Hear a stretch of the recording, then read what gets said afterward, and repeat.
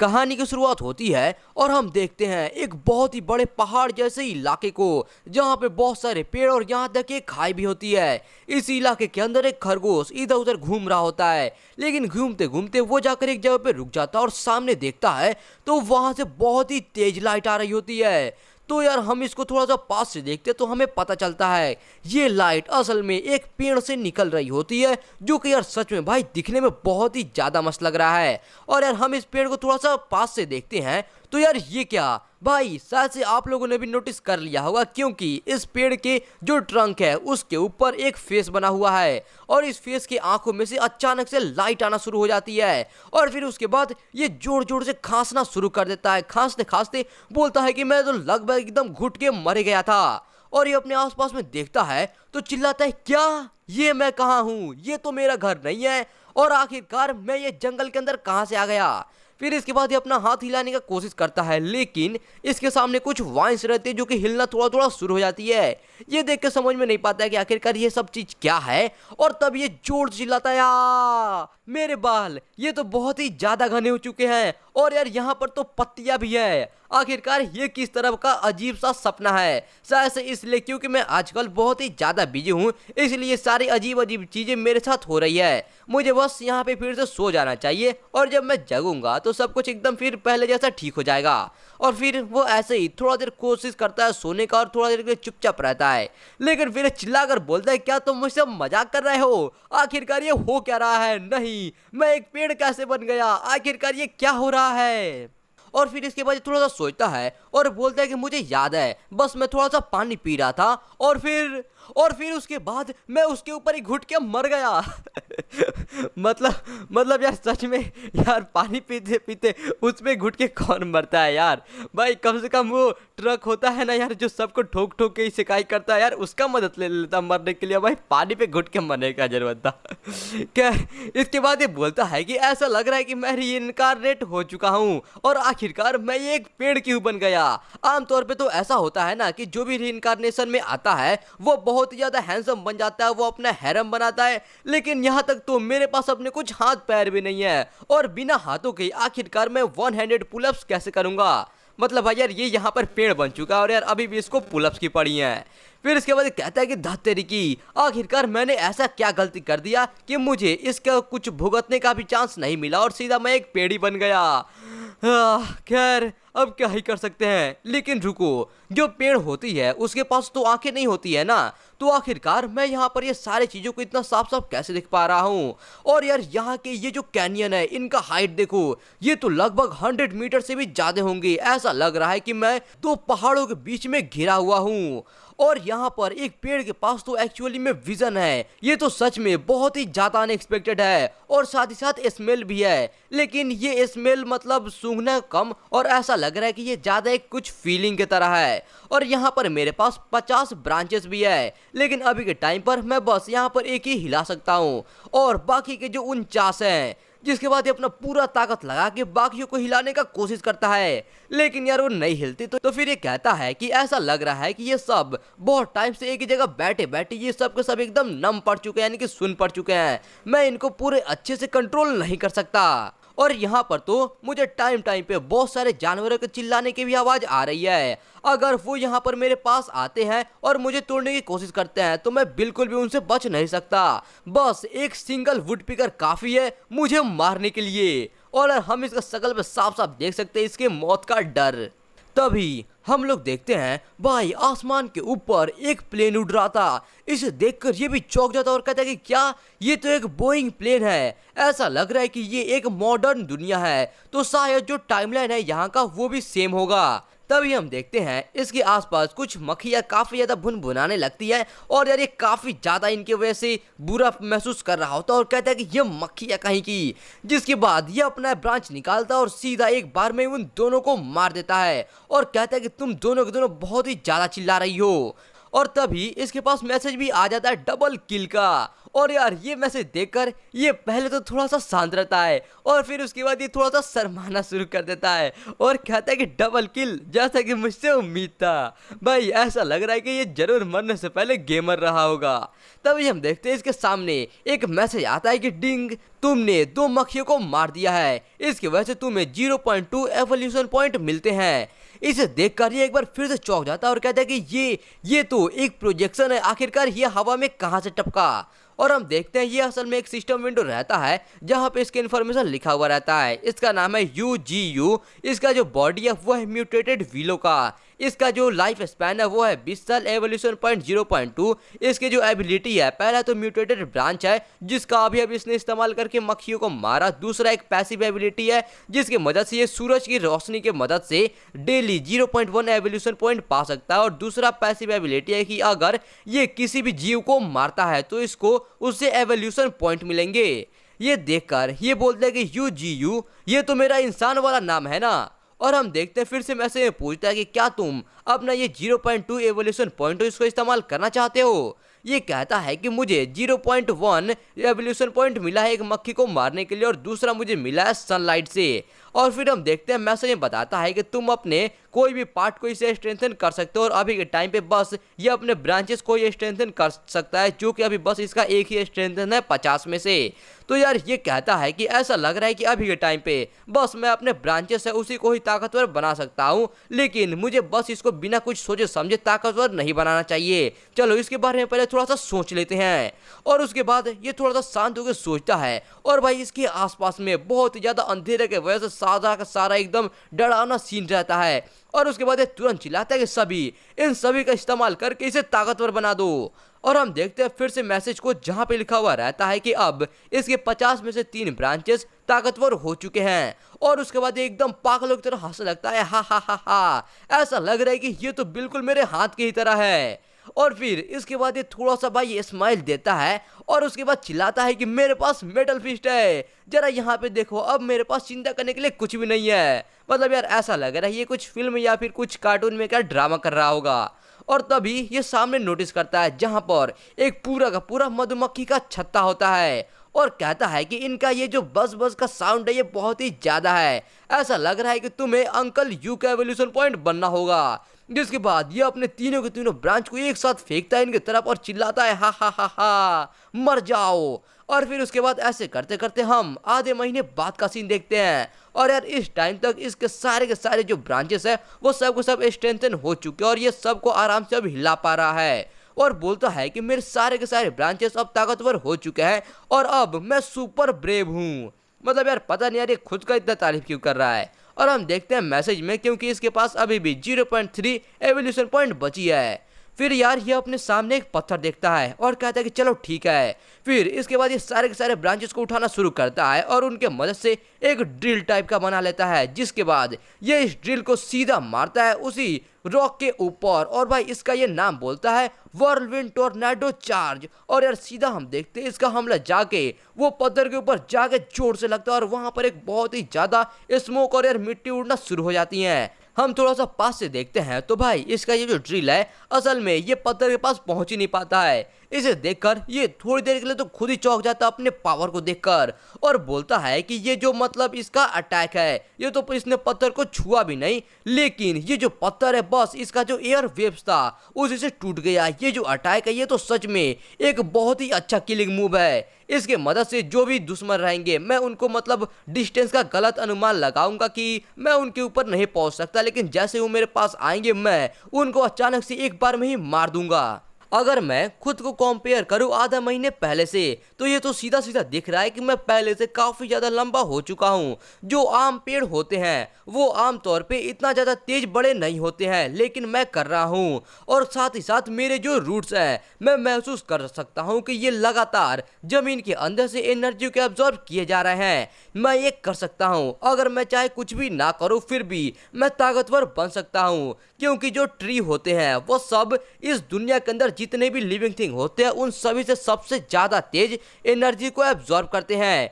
और मेरे पास कुछ ऐसा है जो कि एक इंसान के पास नहीं होता है। एक बहुत ही बड़ी जिंदगी, ना ही कोई बीमारी ना ही कुछ थकावट।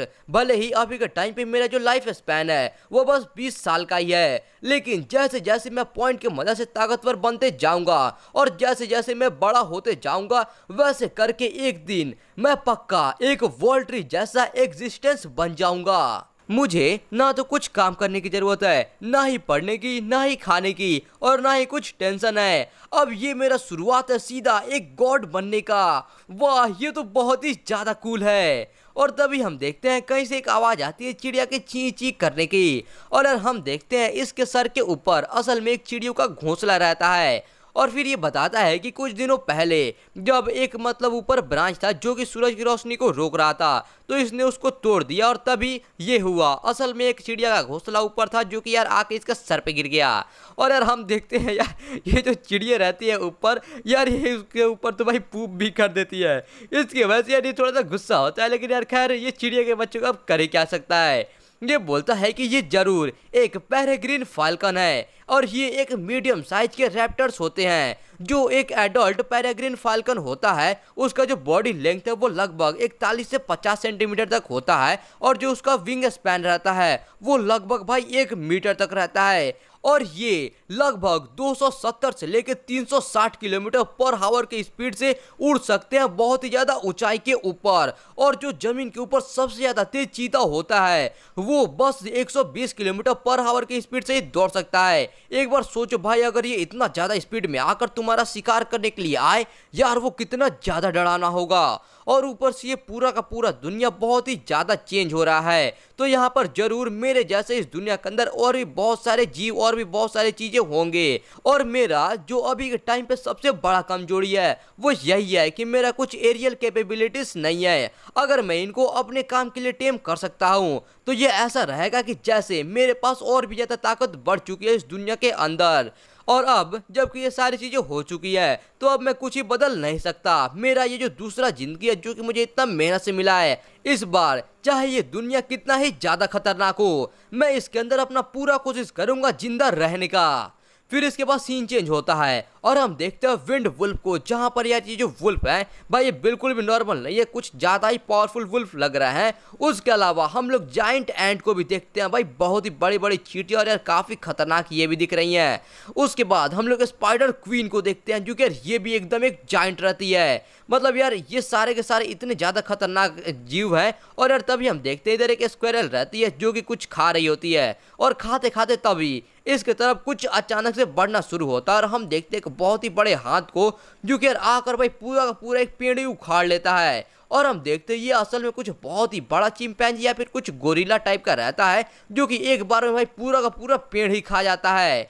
और फिर उसके बाद हम देखते हैं कोई चीज को जो कि बहुत ही ज्यादा हिल रही होती है, और यार ये यहाँ पर बहुत ही ज्यादा जमीन के ऊपर निशान बना रही होती है। और यार ये असल में एक बहुत ही बड़ा सांप रहता है जिसके दोनों भाई सर और पूंछ की तरफ कुछ ब्लेड टाइप के निकले हुए रहते हैं। और भाई यार ये कुछ ज्यादा ही दिखने में खतरनाक है। और गाइस यार ऐसा लग रहा है कि जो अपने हीरो को लग रहा था कि इस दुनिया में और भी बहुत सारे इसके जैसे जैसे कुछ अजीब चीजें होंगी, वो उसको एकदम सही लग रहा है।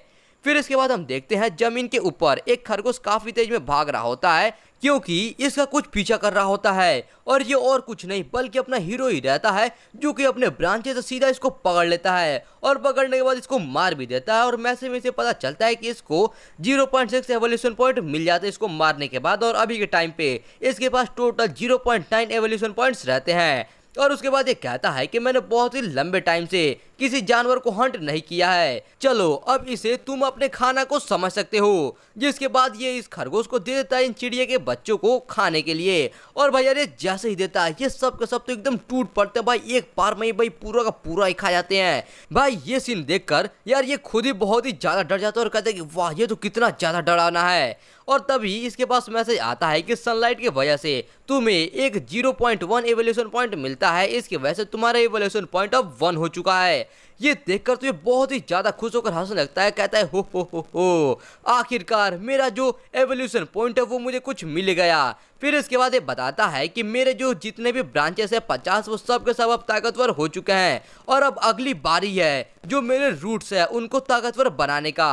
और फिर उसके बाद फाइनली ट्रंक का बारी है जिसके बाद हम इसके मतलब भाई सिस्टम के देखते हैं, जहाँ पे पता चलता है कि इसके जो ब्रांचेस है वो पूरे 50 में से 50 ताकतवर हो चुकी है। जो इसका रूट से अभी एक भी ताकतवर नहीं हुआ और ना ही ट्रंक हुआ है। और फिर ये कहता है कि किसने सोचा था कि एक रूट को ताकतवर बनाने के लिए मुझे एक एवोल्यूशन पॉइंट की जरूरत पड़ेगी। बस इसी से पता चलता है कि आखिरकार जो पेड़ का रूट है वो कितना ज्यादा जरूरी होता है। और शायद इसको ताकतवर करने के बाद मैं अब ये जमीन के ऊपर तो दौड़ के भाग भी पाऊंगा। और यार ये चीज सोच कर यार ये बहुत ही ज्यादा खुश हो रहा होता है। जिसके बाद ये सिस्टम पूछता है कि क्या तुम ये अपने रूट को ताकतवर बनाना चाहते हो। यस नो का ऑप्शन रहता है तो यार ये सीधा यस कर देता है। और हम देखते हैं जो इसका रूट रहता है इसके अंदर कुछ होने लगता है और यार इसके अंदर कुछ ग्लो आना शुरू हो जाती है। और यार तभी ये बहुत ही जोर जोर से चीखना शुरू कर देता है।